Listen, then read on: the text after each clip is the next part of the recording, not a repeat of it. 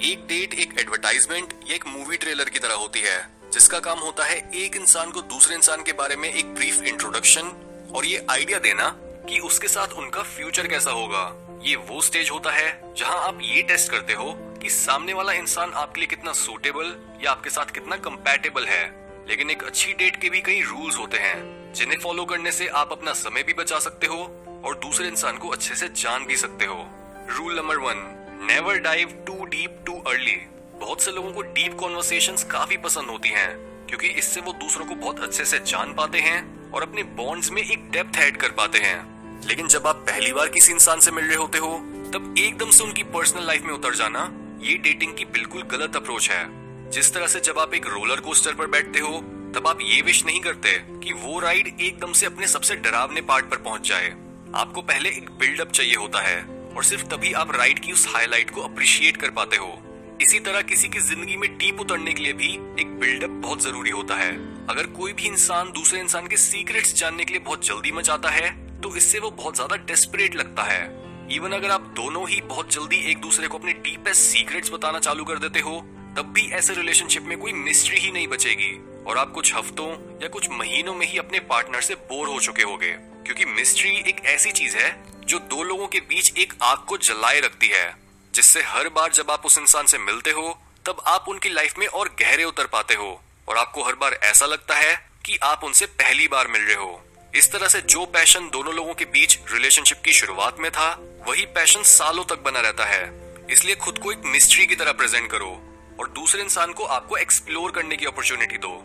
Rule number 2, discuss the purpose of the date. जब भी आप एक डेट पर जाते हो उससे पहले भी ये बात होनी चाहिए और डेट पर भी कि आप दोनों मिल क्यों रहे हो, क्या पर्पस है आपके मिलने के पीछे। शुरू में ही इस चीज को क्लियर कर देने से आपका भी टाइम बचता है और सामने वाले का भी। अगर आप बस कैजुअली डेट कर रहे हो और आपका सीरियस होने का कोई इरादा नहीं है तो ये उन्हें बताओ। अगर आपका गोल इस डेट से एक नया सेक्सुअल पार्टनर गेन करना है तो इस बात को भी मत छुपाओ, क्योंकि अगर सामने वाले इंसान की एक्सपेक्टेशन कुछ और है तो बाद में सच जानकर उन्हें बहुत चोट पहुंचेगी। जो भी आपकी मोटिवेशन है उसे छुपाओ मत। कई लोग आपको सीधा सीधा रिजेक्ट कर देंगे लेकिन बहुत से लोग आपको आपकी ऑनेस्टी के लिए अप्रिशिएट भी करेंगे। लेकिन आपके दिमाग में बस इतना होना चाहिए कि आपने किसी को मैनिपुलेट नहीं करना और उनका फायदा नहीं उठाना।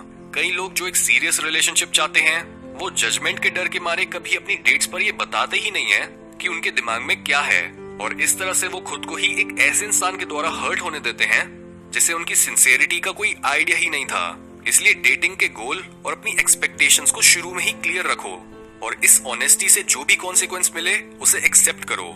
Rule number 3, be present and listen carefully. जब भी हम किसी को डेट करते हैं तब एक लेवल पर हमारी इच्छा यही होती है कि हमें एक ऐसा इंसान मिल जाए जो हमारी बातें सुने, जो हमें समझे, जो हमारे से रिलेट करे और जिसके साथ हम एग्जिस्टेंस की वियर्डनेस को डिस्कस कर सकें। हर इंसान ऐसा फील करता है कि उसके पास सुनाने को एक स्टोरी है लेकिन सुनने वाला कोई नहीं। और तभी जब आप किसी को ढंग से सुनते हो और उनकी कही एक एक बात को डीपली समझने की कोशिश करते हो तब इससे ज्यादा सूदिंग और अट्रैक्टिव चीज उस इंसान के लिए कुछ नहीं होती। ये बिल्कुल ऐसा फील होता है जैसे उनकी सुंदरता को पहली बार किसी ने नोटिस करा हो। जितना आप उस मोमेंट में प्रेजेंट रहकर बस एक अच्छे ऑब्जर्वर की तरह उस इंसान को देखते और सुनते हो उतना ही आप उनके ट्रू सेल्फ से वाकिफ हो पाते हो। हमारा हर एक शब्द दूसरे शब्द से सच्चाई के धागे से जुड़ा हुआ होता है, जिस वजह से हमारे शब्द तो झूठे हो सकते हैं लेकिन अगर हम इस धागे को पकड़ें यानी किसी इंसान की स्पीच को बस ऑब्जर्व करें तो उसी से हम उनकी पर्सनैलिटी और उनके इरादों को जान सकते हैं। इसलिए अपनी डेट पर फोन को यूज करने या फिर अपना ध्यान इधर उधर घुमाने के बजाय उस इंसान पर ध्यान दो। वो कुछ बता रहे हैं उनकी सुनो और इस तरह से आप उनके इतने पास पहुंच पाओगे जितने वो शायद खुद भी कभी ना पहुंचे हों।